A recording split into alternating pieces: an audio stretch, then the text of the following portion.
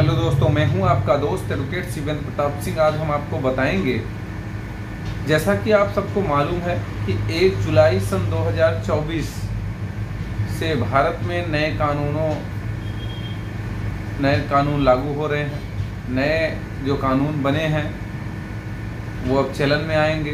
तो कहने का मतलब ये, आज का जो टॉपिक है भारतीय न्याय संहिता, यानी कि जो वर्तमान में आईपीसी चल रही है उसे जो बदलकर भारतीय न्याय संहिता बीएनएस कर दिया गया है, उसमें यौन अपराधों से संबंधित धाराएं कहां पर हैं, कौन सी हैं, कितना उसमें दंड है, क्या प्रोविजन घटाया गया, क्या बढ़ाया गया, उसके बारे में बात करेंगे।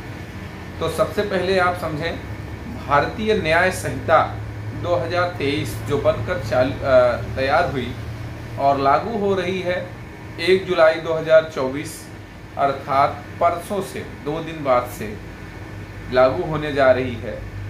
उसमें स्त्री और बालकों के विरुद्ध अपराधों के विषय में अध्याय 5 में बताया गया है, धारा 63 से 78 78 तक इसके बारे में प्रोविज़न दिया गया है। यौन अपराधों के विषय में बताया गया है, परिभाषित किया गया है, दंड का प्रोविज़न बताया गया है, दंड कितना है वो बताया गया है।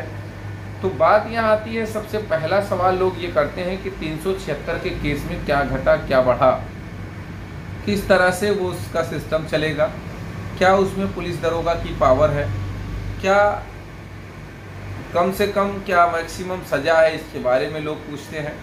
तो सबसे पहले तो आप ये समझ लें, बलात्कार की जो परिभाषा है धारा 63 बीएनएस में बताई गई है और 64 में बलात्कार के लिए दंड।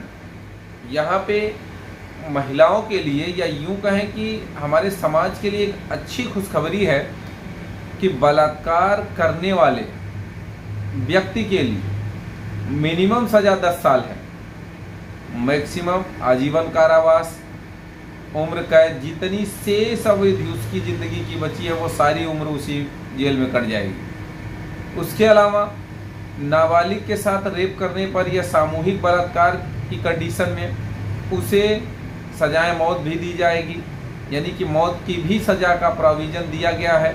तो कहने का मतलब ये बहुत ही अच्छी बात है। लेकिन जैसा कि आप सबको मालूम है कि अभी तक जो 376 चल रही है, आईपीसी की धारा 376 बलात्कार के लिए जो दंड का प्रोविज़न है, 376 का दुरुपयोग भी बहुत लोगों के द्वारा किया जा रहा है। ऐसा ये मेरा मानना या मेरा कहना नहीं है। अलग अलग मामलों में माननीय सर्वोच्च न्यायालय, अलग अलग मामलों में माननीय अलग अलग हाई कोर्ट्स ने भी ये कहा है कि 376 का दुरुपयोग जितना हो रहा है इसे रोका भी जाना चाहिए कहीं ना कहीं। अब सवाल यहाँ ये है कि जो बात क्लियर कर दूँ आपको कि देखिए, अभी तक कानून में ये नियम था कि 60 से 90 दिन के भीतर चार्जशीट फाइल हो जानी चाहिए, लेकिन होता कहाँ था। लेकिन इस नए कानून में ये फिक्स कर दिया गया है कि 90 दिन के भीतर चार्जशीट फाइल हो जानी चाहिए। ये भी एक बड़ा फ़ायदा है। दूसरा बड़ा फ़ायदा ये है कि अभी तक किसी भी मामले में, कोई भी मामले में ज़रूरी नहीं है कि फॉरेंसिक टीम पहुंचती थी, लेकिन अब वर्तमान समय में अगर 7 साल से अधिक की सज़ा वाली धारा है तो उसमें फॉरेंसिक टीम भी जांच करेगी।